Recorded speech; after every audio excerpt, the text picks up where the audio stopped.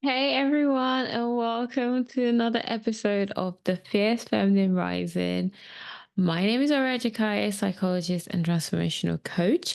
Um, Today we're going to be talking willpower and ways to basically strengthen your willpower, especially when it comes to pursuing any goals, and that could be your personal goals or professional goals. Before we get into it, though, elephant in the room. It's been a while. I feel like it's been ages since I recorded an episode. And that's one of the reasons I was like, let's talk willpower because when I tell you it's been hard, it's been hard.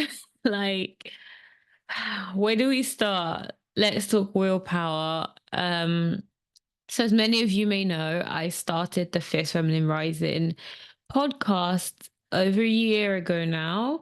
And for the most part, I have been consistently posting at least once a week on Spotify, Apple Podcasts, and also more recently YouTube. When I tell you, it's been tough. I feel like everyone knows how hard it is to stay consistent, whatever it is you're doing. And that's one of the reasons I was like, let's talk willpower today, because I feel like there are a few misconceptions that perhaps have been stopping you really get into a space where you feel like you have that consistent discipline and you have that consistent willpower to stay on track with what it is you want to do in life. Um, but if you're struggling to find it, then hopefully with this video, you can have inspiration on what's been stopping your willpower, and more importantly, what you can do to ensure you have it so you can be successful with whatever it is you're setting out to do in this life, because we just want success for everyone out there. Okay, so let's get into it. Willpower, first of all, why do we need willpower? I think for the most part, willpower is very crucial when it comes to um, being successful. And success can mean being successful with an athletic goal you set yourself out to do, or a career goal, or setting up a business, for my case, for example, or setting up a podcast, and wanting to just keep momentum going. So for the most part, this is where we require willpower. I do have to say one thing from me. In my experience, I've noticed that was getting in the way of that drive and that motivation to want to consistently post on the platforms, on the podcast platforms, for example, or to consistently work on my business, to consistently work on getting new clients for my coaching. Um, I have to say, I had a big misconception, and I feel for the most part, a lot of us have this when it comes to willpower. We have this misconception that willpower is more like a personality trait or um, a characteristic that an individual has. So it's like you either have it or you don't. For the most part, I always used to say like, I just lack discipline. I just lack willpower, and I just kind of took it as a given, like, okay, this is who I am, this is part of my identity, let's embrace it, self-love. I'm just going to respect and honor who I am as a person, i.e., I lack willpower, when actually willpower is a trait. It can be a personality trait, or a bit, or more specifically, a bit behavioral trait. And by that I mean that with behaviors, they can be learned and unlearned. So it's not just the case that Stacy has willpower and Tracy lacks willpower. It's a case that both of these individuals can work towards it. Yes, maybe one may be more inclined to naturally, not, let me not use the word naturally, because I think that can be misleading. Let's say Stacy, who has that willpower, for the most part, it perhaps is because it's been encouraged in her in her sorry, I freaked out, I panicked for a second because my microphone keeps getting on my nerves, and sometimes it just stops working and I think it's all gravy, and then I look and I realize I've lost the audio. Anyways, but yeah, so going back to Stacey and Tracy, for the most part, Stacey may be what's the word I'm looking for? It may feel a bit more like second nature for her to have willpower because it was encouraged in her growing up, it was encouraged in her environment.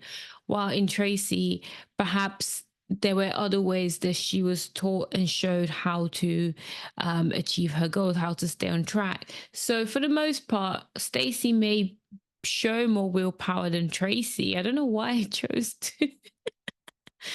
The names were not planned. They just popped into my head, and I'm like, now like they're so freaking similar. Like it's just gonna cause confusion. But basically, moral of the story is that with these two individuals, one showing stronger willpower tendencies than the other doesn't mean the other person can't have that willpower.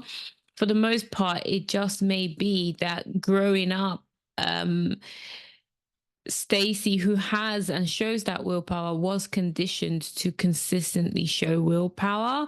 But it doesn't mean that you, Tracy, now in your 30s, you don't have that willpower. It doesn't mean you can never get willpower if you lack it. So that was one misconception I always had. And I thought it was just a given that I lacked willpower and there was nothing I could do about it. But really now having the awareness that it is a behavioral competency, so I can just learn it if I wanted to, that's been helpful. The part where self-care does actually then come in, instead of just being like, oh, I lack willpower, I'm just gonna deal with it. No, where self-care comes in is learning to now be kind to myself and be patient with myself as I learn to build my willpower, as I understand and know that for the most part of my life, I lacked willpower because I just wasn't encouraged to show that willpower, right?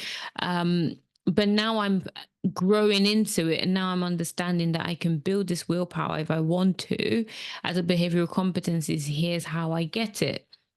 So that's been important for me, like addressing the misconception that some people have it and some people don't. Yes, some people have it and some people don't for the most part, but it's not like a natural born talent. Like willpower is not a natural born talent. It's actually a learned skill and learn competency. So if you're someone who's struggling with your willpower, but you have a goal on your mind, maybe you want to run a marathon or you want to become a millionaire, whatever it is you're dreaming of, and you'd like to have it, but you're like, I just lack the willpower. First thing you want to do is remove that misconception in your head that you just lack it and it's just not something in you and it's not something natural to you. Yes, it may not be natural to you now, but you can work towards building it and growing it, to then be this new version of yourself, which is super willful. Is that the word? That's the word. The second thing I've learned when it comes to willpower, oh Lord have mercy. Like I said, it's been a learning experience for me. So I've been trying to grow how much discipline I have within myself and how much willpower. But it's been a challenge. Like with anything you have to learn. Let's say you're not a dancer, for example, and now you want to learn how to dance. Like you're not going to be a dancer overnight. It's going to take you time to become a dancer, and it's going to be challenging. Like your growth journey to becoming a dancer will be challenging, especially if you're working towards being like the best dancer in the world, for example. So if you're working to becoming a millionaire, you're working to building your business or whatever your success venture looks like, that's going to take a while. And so to start to build that willpower will take you time. And for me, I find that what's helping me is having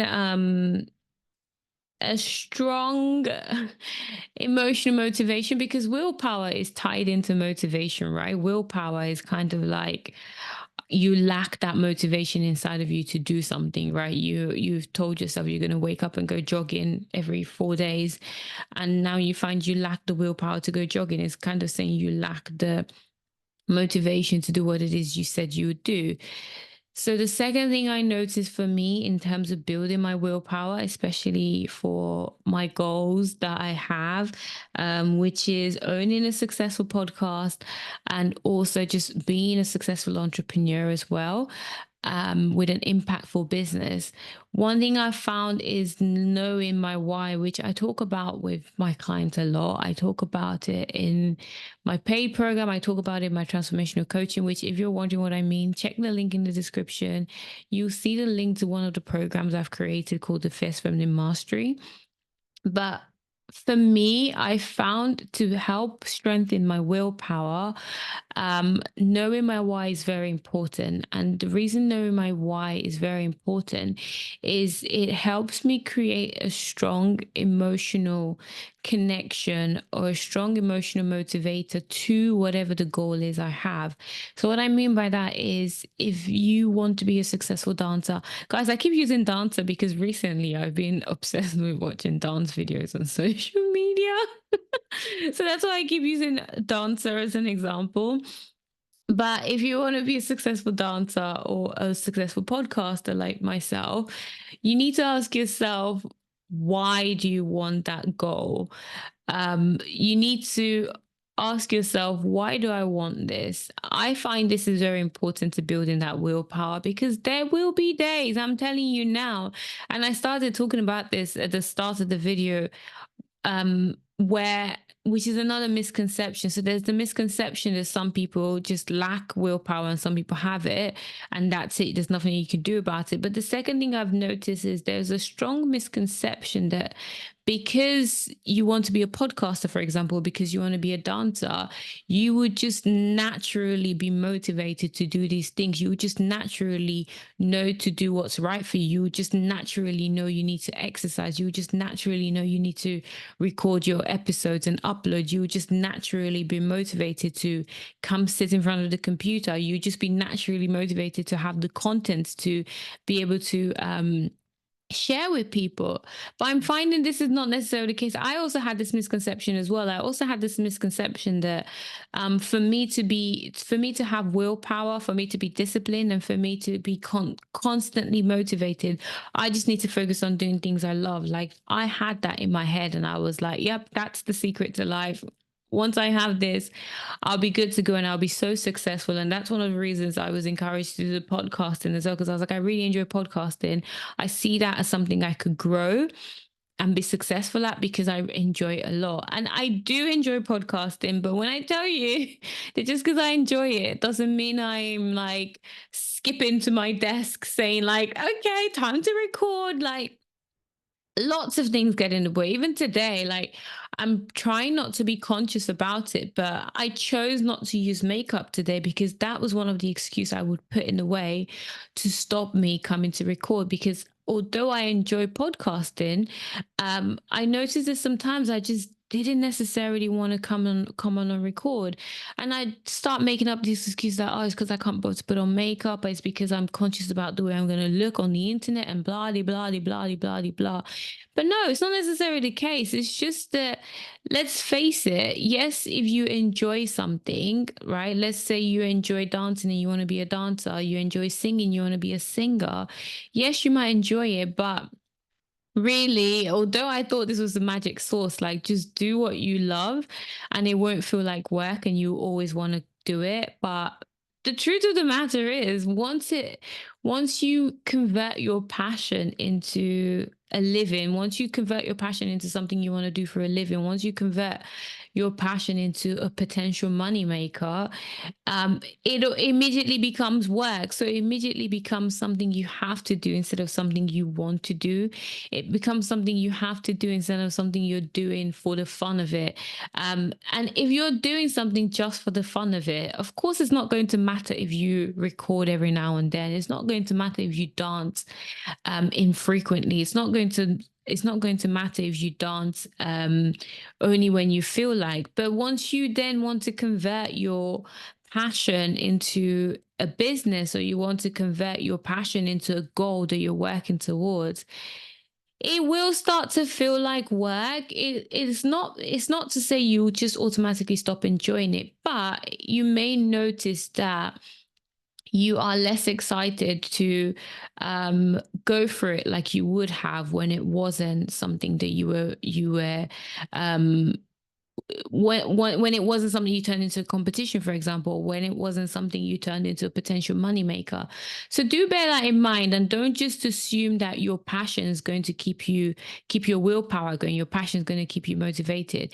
And this is why you need to know why it is you're doing what you're doing. So with me now wanting to build my podcast, wanting to build my business, I find that when I lack motivation, my clients will know about this. People who've attended my free events will know about this. Like, I have a massive whiteboard up there where I've written my why, and my why is so crucial because essentially I've created a emotional motivation behind the objectives I've set myself. I've created an emotional motivation behind the goals I've set myself. So with the podcasting and owning my business, I've written why I'm doing it. And honestly, for the most part, why I'm doing it is to gain financial freedom, but also to be able to take back ownership of my time so I don't have to like clocking into a 9 to 5. And so I have more time to spend on my future children, to spend on my family, to spend on my friends and spend on my loved ones, and just doing more of the things I love.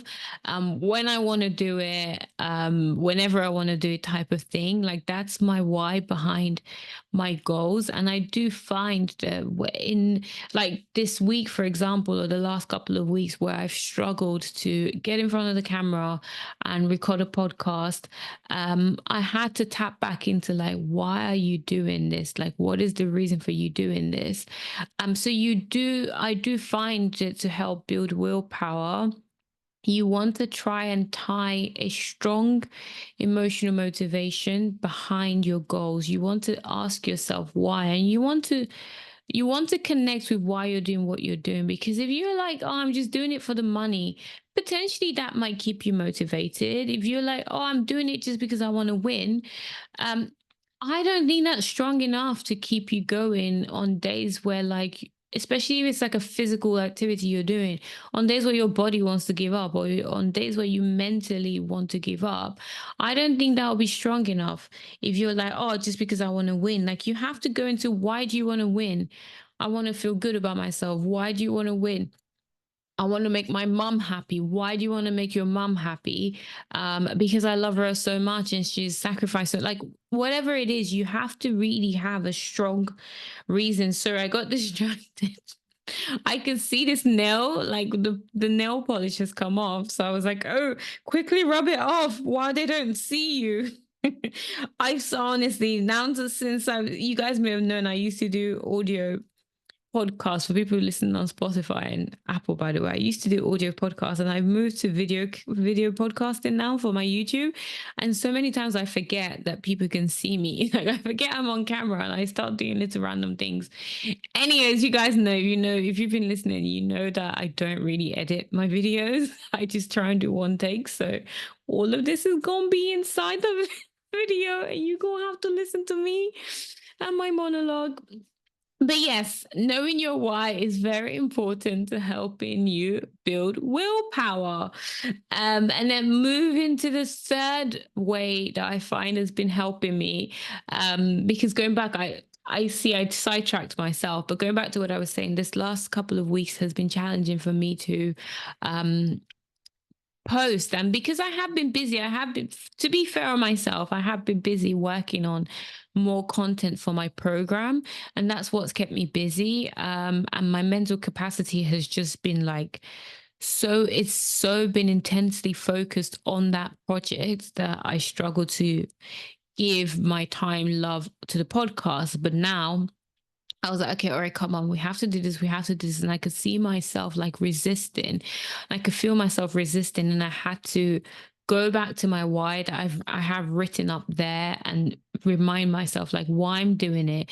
I know for the fact that, yeah, like, maybe I'm not getting that many views now. Maybe um I'm not yet monetized on YouTube. But if I do eventually get monetized, then that could pay off, right? That could pay off towards my goal of financial freedom. So I had to really tap into that, and I was like, you know what, screw the makeup.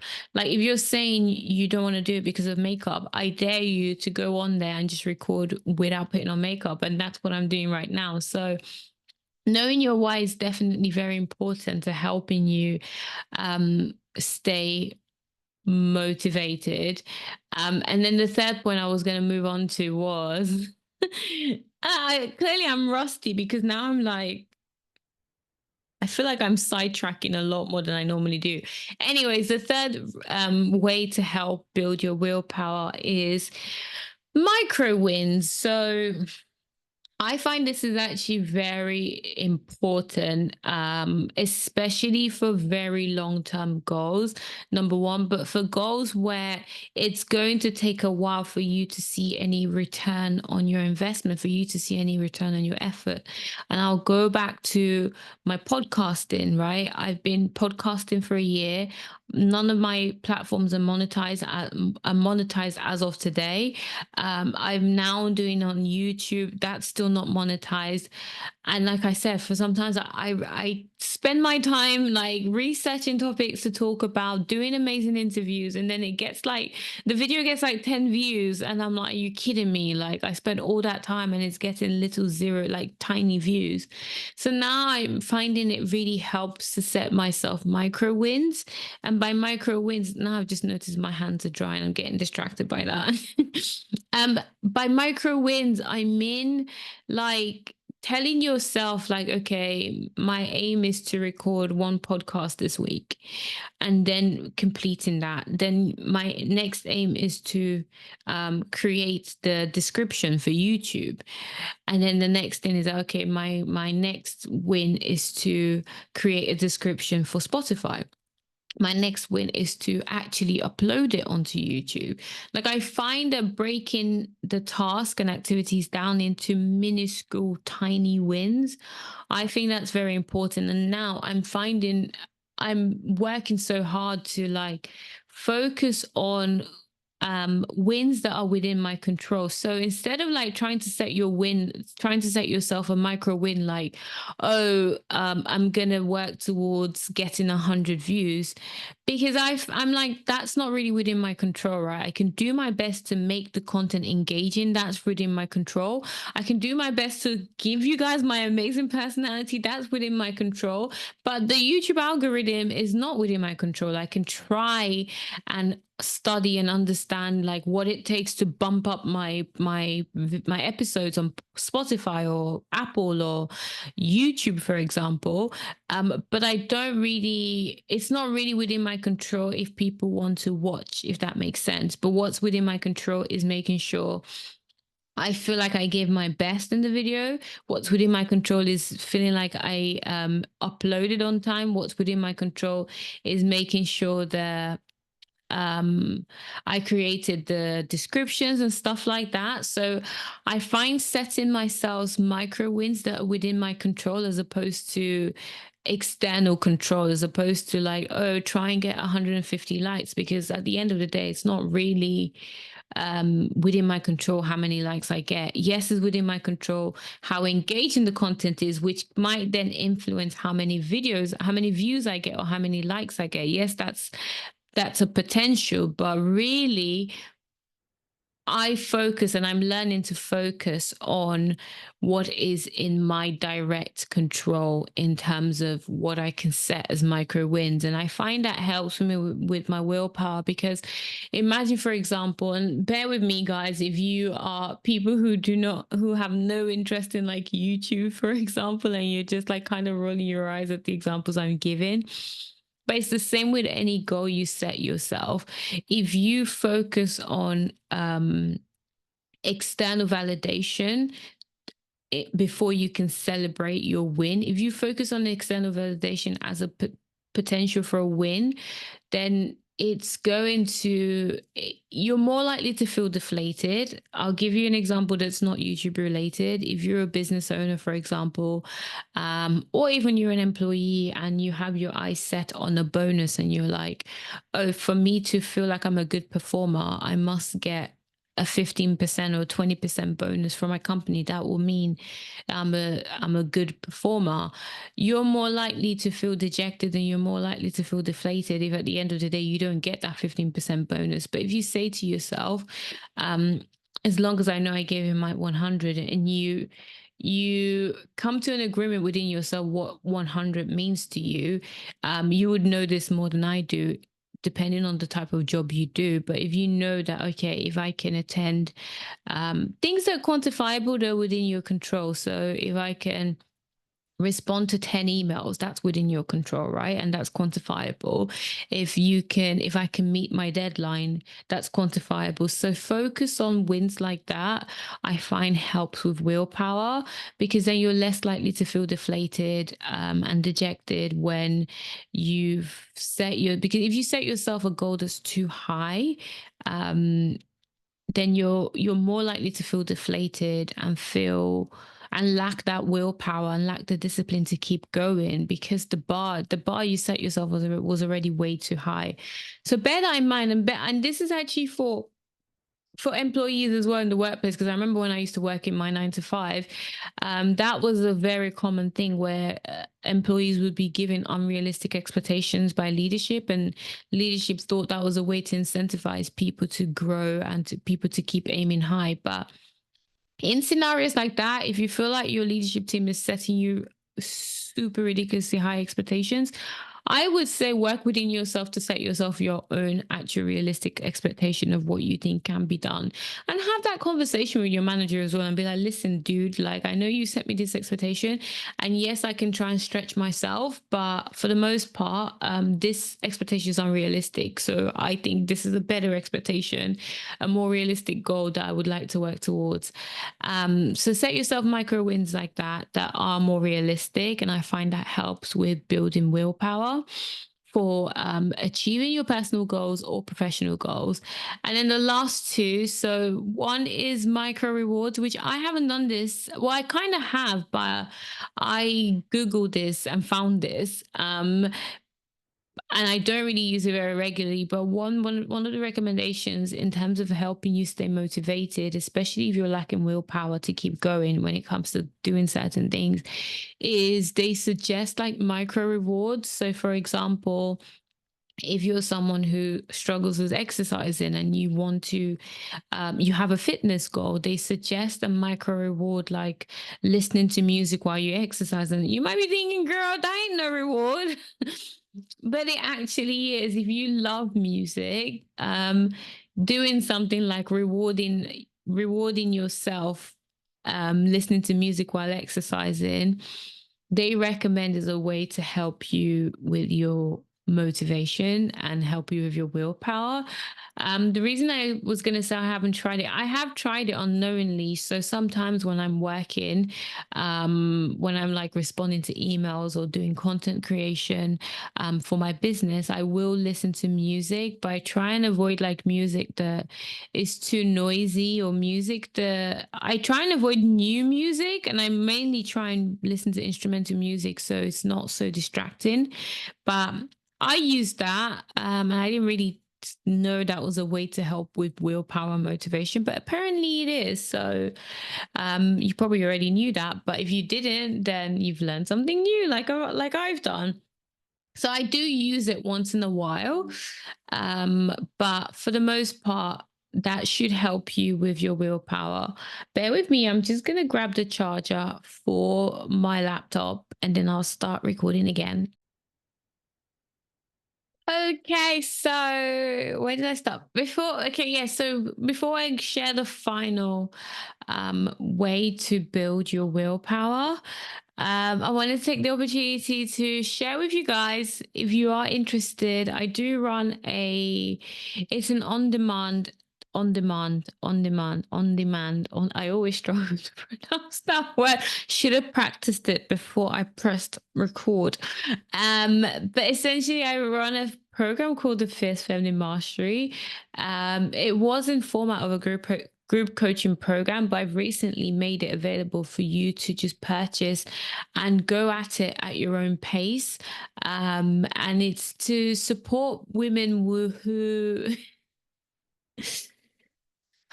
All right, nose to self. Practice your pitch before you press apply. Okay, let's start again.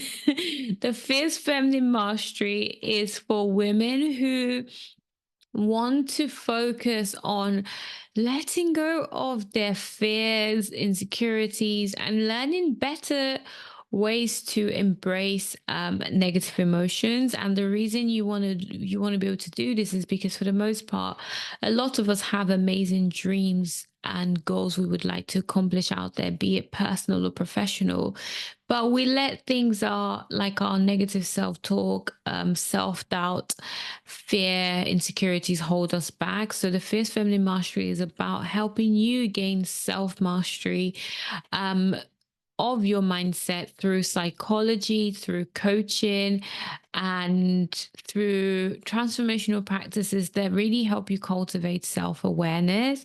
And also, recently, actually, I introduced a module called Conscious Money, which is all about helping you with your relationship with money, helping you have a more positive relationship with money, and helping you have a stronger self concept when it comes to your finances. So you are able to attract more opportunities and hold on to money when money comes your way. Some people, for the most part, like they may not realize this, but you have like hidden biases and you have stories in your unconscious that drive you to do things like burn your money, waste your money, spend your money trying to impress other people, or spend your money on self-care and spend your money on honestly unnecessary things, instead of using that to basically grow your wealth or grow whatever it is your goal is out there. Guys, by the way, I can hear my chair making noise. I don't know if the microphone's picking it up. I do this, I like have to tell people it's the chair, it's not me. But be sure to check out the Fierce Feminine Mastery if any of that sounded interesting to you. If you want to learn to build heightened confidence, and also if you want to start improving your relationship with money and your mindset around money, and identifying unhelpful behaviors that may be holding you back from growing your money, then definitely check out the Fierce Feminine Mastery. The link will be in the description. And I will then share with you the final point, final tip to helping you with your willpower, and that is creating balance. Which some of you might roll your eyes if you feel like you already struggle with finding time to do everything you need to do in your life. Like, I know there's some people out there who are just so busy and they struggle to find the time to do things, but I do find with willpower, it's very important to create balance. And by creating balance, I mean if you do things like you want to work on your business. So let's go back to the dancer example. You're a dancer and you're practicing for a competition and you practice 12 hours nonstop, or you practice 12 hours nonstop. You go to sleep for 4 hours, then you wake up the next day, you practice another 15 hours nonstop. Like, you're going to be exhausted. Why is the battery not charging?